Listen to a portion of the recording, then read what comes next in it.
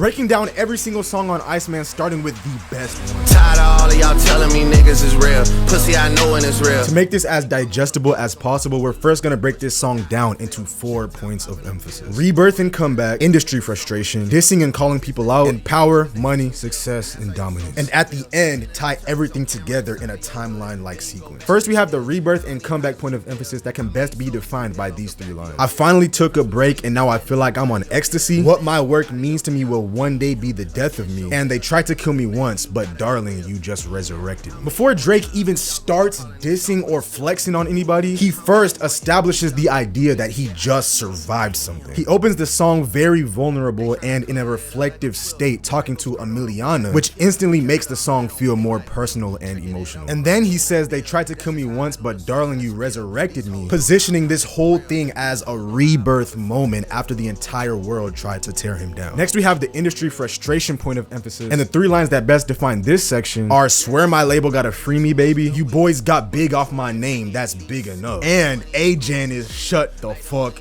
up. Throughout this song, Drake expresses his frustration with record labels, media narratives, and the constant pressure that comes with being the biggest artist in the world. And the line, Janice, shut the fuck up, isn't necessarily him speaking to a specific person, Janice, but more so speaking to all the noise that's surrounding him. For the dissing and calling people out point of emphasis, there are 4 lines that best define this section. You only come home to pose and pop off a look, but you forgot how it feels. White kids listen to you because they feel some guilt. Handing out turkeys on camera inside of your hood, then going back to the hills. And how many more times y'all gonna keep calling it soft when it's silk? And this is the point in the song where things start to get darker. Drake starts questioning authenticity, performative activism, and kind of tries to open people's eyes to the bullshit that's happening around them. And lastly, for the power, success, money, dominance point of emphasis, there are 4 lines that best define this section. They say karma could take an eternity, yours dropping the same night as me. Funny thing is, they ain't gonna compete. I made way too much in a week, must be 250 at least, and we in Paris like 200 deep. After all of the frustration and tension that is built up throughout the song, he reminds everybody that despite the criticism, he's still at the top financially, culturally, and musically. And since the beginning of the song starts at such a vulnerable place, it makes the dominance at the end of the song so much more impactful. And now that we understand every single point of emphasis, let's tie it all together. The song kicks off with that rebirth comeback aspect throughout the intro, and once the chorus kicks in, it transitions to industry frustration. And as soon as verse 1 hits, Drake turns up the heat a little bit and starts becoming more competitive and direct. Then when verse 2 comes in, he takes things to the next level. This is personally my favorite verse. This is the centerpiece of the song, and it's very diss heavy.